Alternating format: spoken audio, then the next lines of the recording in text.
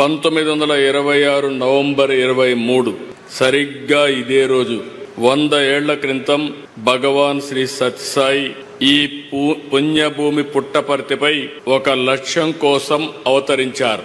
ఒక పర్పస్ కోసం అవతరించారు. పవిత్ర నేలపై 86 ఏళ్లు తన జీవన ప్రమాణాన్ని సాగించి ప్రపంచానికి భగవాన్ సాయి సిద్ధాంతాన్ని అందించారు, జ్ఞానాన్ని బోధించారు, సన్మార్గాన్ని చూపించారు.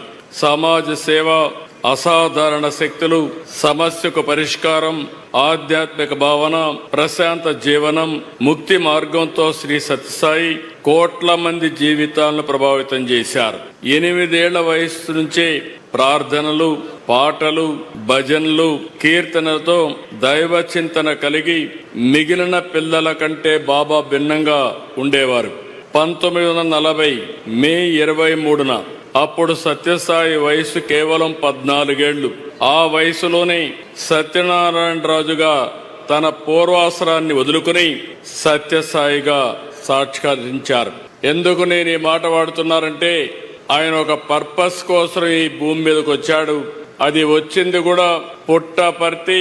ఇక్కడే మీరు చూస్తే ఆయన ఇక్కడ పుట్టారంటే ఎప్పుడు కూడా దేవుళ్ళు అవతారం ఎత్తినప్పుడు ఎక్కడో ఇక్కడ అవతరిస్తారు.